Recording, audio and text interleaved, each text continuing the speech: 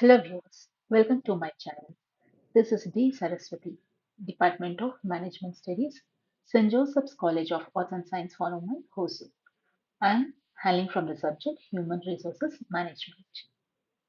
And today we are going to see the content, introduction, meaning, definition, nature, objectives, and functions. First, introduction. Human resources means the people. An organization is made up of four resources, namely men, material, money, machinery. The first M alone is human resources, whereas the other three is non-human resources. So which we automatically know that the first M will control the remaining three M. Coming to the meaning. Management is basically concerned with performance of planning, organizing, directing, coordinating, and controlling. So, which are its main function? In simple meaning, management is what a manager does. HRM is the process of bringing people in an organization together so that the goals of each one is met effectively and efficiently. Also, HRM mainly cover three broad areas. They are personal aspect, welfare aspect, and industrial relation aspect. Definition.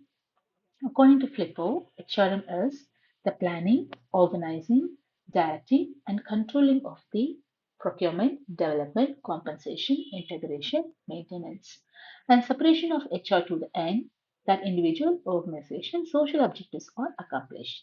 We can say this in detail functions of HRM. And one more definition also given by the National Institutes of Personnel Management, where HRM as the part of the management. It is concerned with the people at work and their relationship with an enterprise.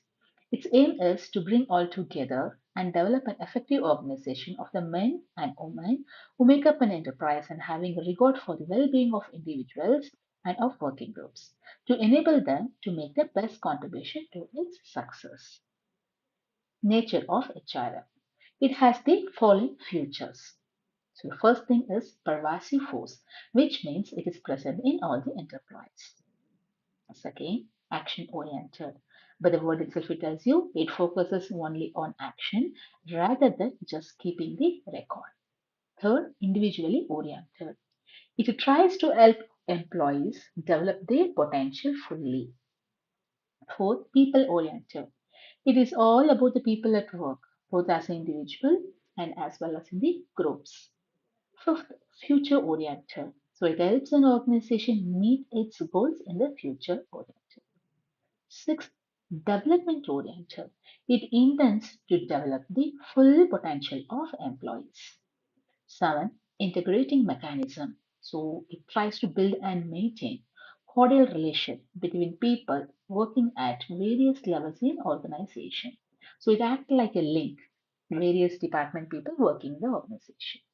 Eight, comprehensive function. So to some extent concerned with any organization decision which has impact on the workforce. 9. Auxiliary service. HR department advise a line manager to do their personal work more effectively. And last, continuous function. So it is not a one-shot deal, it requires constant alertness. Coming to the objectives of HRM. So it can be classified into fourfold, such as first thing, societal objectives. To be ethically and socially responsible to the needs and challenges of the society. Second, organizational objectives. To recognize the role of HRM in bringing about the organization effectiveness. Third, functional objectives.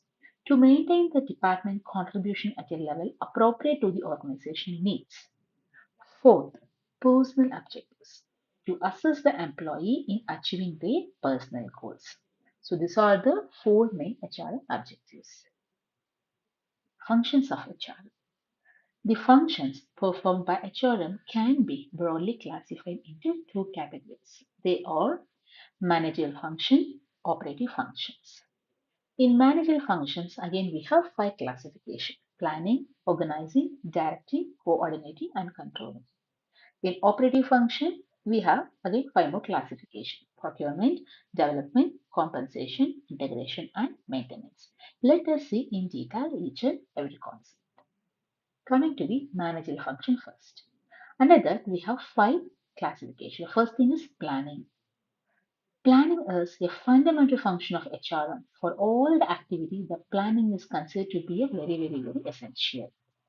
And second, organizing.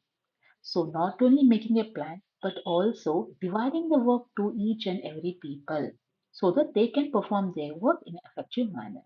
So the activities, assignments, everything can be, various activities will be having. So that can be divided to the different peoples.